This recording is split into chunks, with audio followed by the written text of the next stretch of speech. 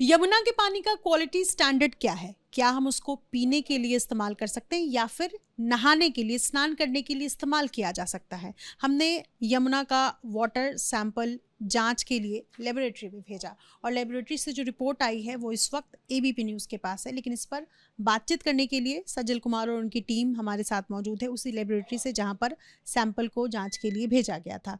अब मैं इनसे समझना चाहूँगी कि आखिर ये जो 5 कैटेगरी में देख रही हूँ, class A, B, C, D, E, इन 5 कैटेगरी में पानी की जो रिपोर्ट आई है, उस रिपोर्ट को किस कैटेगरी में आप डाल रहे हैं और क्यों?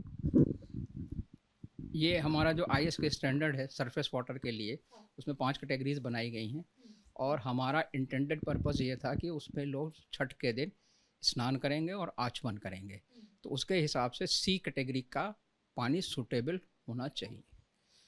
और बाकी कैटेगरीज के लिए अगर आपने कहा होता तो उसके हिसाब से भी हम इसके लिमिट्स के पैरामीटर दे सकते थे। देखिए, सी कैटेगरी जो मैं इसमें पढ़ पा रही हूँ, इसमें drinking water with conventional treatment followed by disinfection, यानी कि एक ट्रीटमेंट, कन्वेंशनल ट्रीटमेंट होने के बाद डिसइंफेक्शन के साथ आप पानी पी सकते हैं। लेकिन इसके बाद जो डी कैटेगरी है ये सीवियर है, तो क्या पानी जो है वो अब इससे ज़्यादा ख़राब होगा तो वो पीने लायक नहीं रहेगा? ऑब्वियसली अगर पानी से ख़राब होता है, लिमिट से बाहर हो जाती है, तो हमारा जो ड्रिंकिंग पर्पस है उसके हिसाब से ये ख़राब हो जाता जाएगा पानी। तो सर, हमने सैंपल किस तरह से लिया और क्या किया? सैम्पलिंग आपके एबीपी न्यूज़ वालों ने दिया था मेरे को, सफिशिएंट सैंपल दिया था जिसमें ये इतने पैरामीटर्स हम लोगों ने टेस्ट किए हैं। दो तीन पैरामीटर्स आप बताएं कि कैसे क्या टेस्ट किया और क्या किया, कितना टाइम लगा? ये केमिकल पैरामीटर में तो हमको 1.5 से 2 दिन लग जाते हैं, लेकिन बायोलॉजिकल पैरामीटर में जब कंटेमिनेशन ज़्यादा होता है तो हम 72 घंटे तक वेट करते हैं, तब वो पूरा प्रॉपरली दे पाता है। तो इसमें कितना टाइम लगा? इसमें टाइम करीब करीब हमारा लग गया 5 दिन। 5 दिन 22 तारीख 14 तारीख को आपने दिया था, 15 से शुरू हुआ था। शुरू हुआ, तो 5 दिन लगे। हाँ, और कल हमारी रिपोर्ट रेडी हो गई थी। लेकिन इतना खराब पानी है इस वजह से? पानी रिपोर्ट के हिसाब से तो खराब, बायोलॉजिकल पैरामीटर्स पे खराब है। कोलिफॉर्म भी है, ई कोलाई भी है उसमें। क्या होता है ये सब, थोड़ा बहुत? ये सीवेज वाटर या सीवेज ट्रीटमेंट प्लांट में अगर प्रॉपर ट्रीटमेंट नहीं हुआ है और उसका पानी जो आउटलेट वाटर होता है उसको अगर नदी में डाल देते हैं तो वो इस वजह से इस कंटेमिनेशन बढ़ते हैं। मैं अगर इसको आसान भाषा में समझूं सर, तो जो इंडस्ट्रीज़ दिल्ली आसपास में जो इंडस्ट्रीज़ हैं बड़े बड़े, उनके जो जहरीले पानी हैं वो भी क्या यमुना में मिल जाते हैं और वो फिर कंटेमिनेट करते हैं? वो केमिकल कंटेमिनेशन ज़्यादा होता है और वो इफ्लुएंट ट्रीटमेंट प्लांट का है, और ये जो कंटेमिनेशन है जो हमारा जो बढ़ा हुआ बायोलॉजिकल, ये सीवर ट्रीटमेंट प्लांट का है। जो फीकल मैटर होते हैं या म्यूनिसिपल वेस्ट होते जो पानी जाता है उसका है, अच्छा, उसकी वजह से ये बढ़ता है। ये क्या होता है?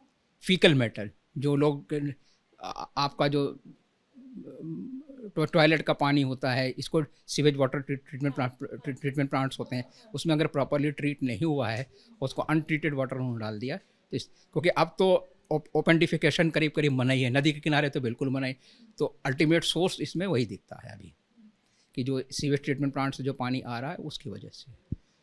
बहुत खतरनाक पानी है। मैं आपसे ये समझना चाह रही हूँ कि यमुना के ऊपरी सतह पर अक्सर जो है वो झाग देखा जाता है, और ये ख़ास तौर पर जब छठ जैसे पर्व में जब यमुना के अंदर, मतलब पानी में जब जाते हैं छठ प्रति पूजा करने के लिए, तो जो सतह है उस पर सफ़ेद रंग का झाग होता है।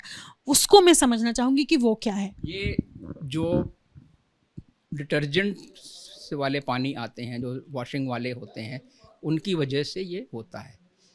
टॉक्सिन्स होते हैं उसमें ऑब्वियस है, कुछ ना कुछ तो टॉक्सिन्स होंगे। Detergent is not fit for consumption.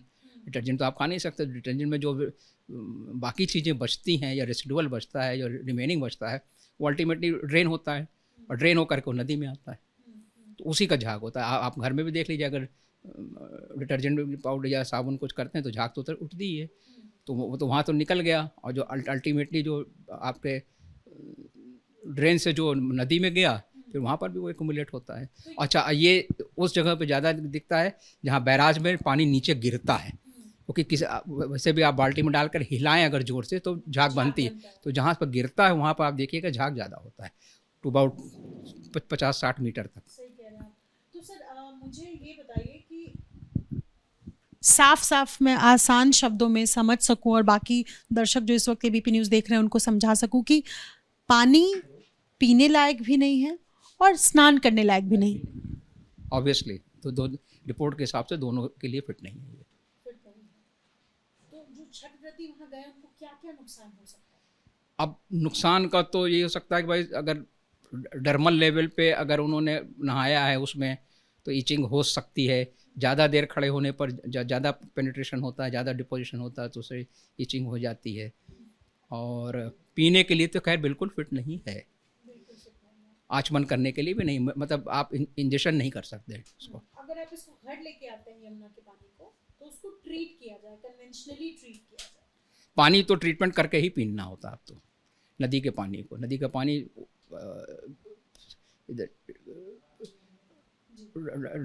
Down to mountain जो है वो तो गंदा होता ही है।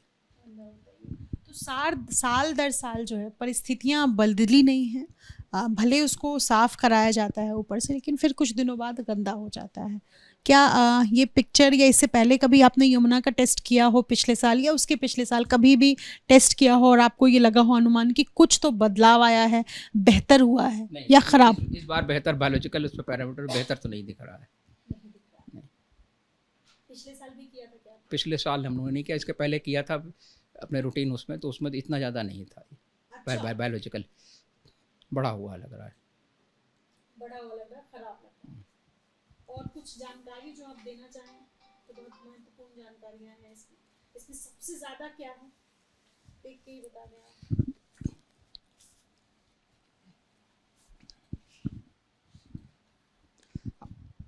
केमिकल पैरामीटर में तो ऑलमोस्ट सारी चीज़ें लिमिट में दिख रही है कैटेगरी सी के हिसाब से, एक्सेप्ट बायोलॉजिकल ऑक्सीजन डिमांड, क्योंकि जो उसके ऑर्गेनिजम्स उसमें होते हैं, जैसे ऑर्गेनिजम्स यहाँ पर भी दिख रहे हैं, माइक्रो ऑर्गेनिज्म दिख रहे हैं, इनको अपनी फिजियोलॉजी के लिए ऑक्सीजन की ज़रूरत होती है, तो यहाँ पर डिमांड ज़्यादा दिख रही है।